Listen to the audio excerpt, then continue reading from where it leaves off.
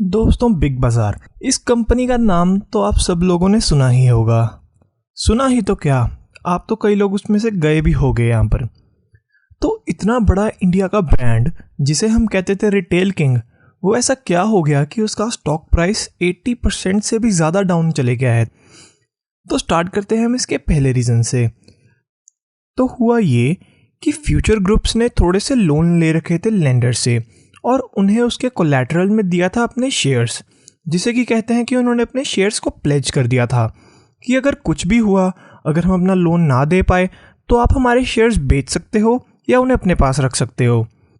तो मार्च में ये हुआ कि फ्यूचर ग्रुप्स ना अपना लोन पे करने से फेल हो गई, जिसे कहते हैं डिफ़ॉल्ट करना। और ये डिफ़ॉल्ट करना एक बहुत बड़ी बात होती है फाइनेंस में। वो भी ऐसी, अगर कोई बड़ी कंपनी डिफ़ॉल्ट करे तो आप समझ ही सकते हो कि उसकी फाइनेंशियल कंडीशन कैसी होगी। तो फिर लेंडर्स ने थोड़े से अपने शेयर्स बेच दिए उस कंपनी में, जिसका मतलब है कि इसके प्रोमोटर्स जो कि किशोर बियानी हैं, उनके शेयर्स अब मार्केट में बिक चुके थे। और प्रोमोटर्स के शेयर बिकना ना मार्केट में एक बहुत बुरी बात मानी जाती है, क्योंकि प्रोमोटर ही तो एक ऐसा बंदा है जिसे कंपनी के बारे में सब कुछ अच्छे से पता है।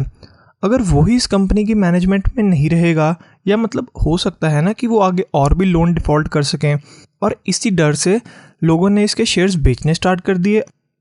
तो फिर एक ग्रुप था यूबीएस, जिन्होंने इसके शेयर्स जो प्लेज थे वो ओपन मार्केट में बेच डाले, जिसकी वजह से पूरी मार्केट में हंगामा हो गया कि क्या बिग बाजार अब उसके पास इतने भी पैसे नहीं हैं कि वो थोड़ा सा लोन वापस कर सके।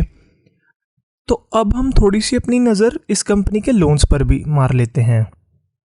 तो जैसा कि आप यहाँ पर देख ही पा रहे होंगे कि फिस्कल ईयर 2017 से लेके फिस्कल ईयर 2020 तक आते आते इसका लोन 4 गुना ज़्यादा बढ़ चुका है अप्रॉक्सीमेटली। फ्यूचर रिटेल की बात कर रहा हूँ, सिर्फ मैं बिग बाज़ार की। जबकि इस पूरे फ्यूचर ग्रुप्स में और भी कंपनीज आती हैं, जैसे फ्यूचर कंज्यूमर हो गया, फ्यूचर रिटेल हो गया, फ्यूचर सप्लाई हो गया। ठीक है, तो ऐसी सारी कंपनीज का जो टोटल मिला के डेट है ना, वो है अराउंड 12,000 करोड़ का। और इस पूरे ग्रुप के पास सिर्फ और सिर्फ 1,000 करोड़ अभी पैसे पड़े हैं वापस पे करने के लोन, और नेट इसका डेट आ गया फिर 11,000 करोड़ का। और इससे भी अब थोड़ी डराने वाली बात यह है कि फिस्कल ईयर 2021 और फिस्कल ईयर 2022 में इस फ्यूचर ग्रुप को 316 करोड़ और 730 करोड़ लोन वापस करना है अभी अपना। और अब मैं आपको दिखाता हूँ इसके प्रोमोटर्स ने कितने ज़्यादा शेयर्स प्लेज कर रखे हैं।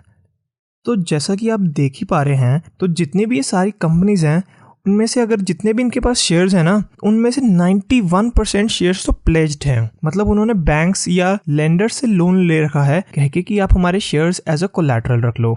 तो अगर और डिफ़ॉल्ट करा इन्होंने तो इनके शेयर्स और बिक जाएंगे मार्केट में। तो ये तो फिर अब कंपनी के लिए और भी डराने वाली बात हुई है ना।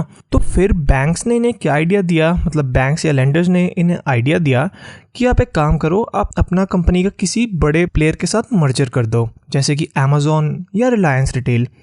तो बस फिर किशोर बियानी भी लग गए ढूंढने अपनी कंपनी के किसी बायर को, मतलब पूरी स्टेक नहीं, थोड़ी बहुत स्टेक के लिए या फिर मर्जर के लिए।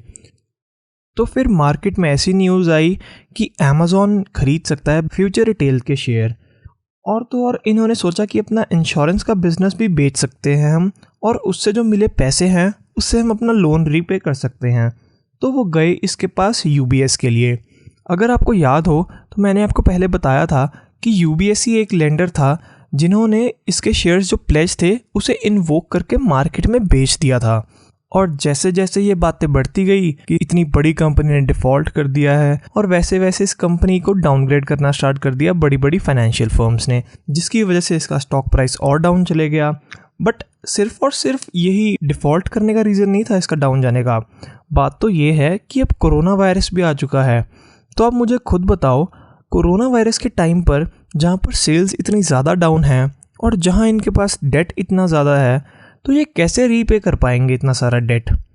तो बस इसी डर से कि ये लोन्स रीपे नहीं कर पाएंगे और कोरोना वायरस की वजह से इसका स्टॉक प्राइस डाउन चले गया, जो कि मैंने एनालाइज़ किया है अभी तक। तो अगर आपको ये वीडियो अच्छी लगे तो प्लीज़ इसे लाइक करना और कमेंट भी ज़रूर करना। Thank you.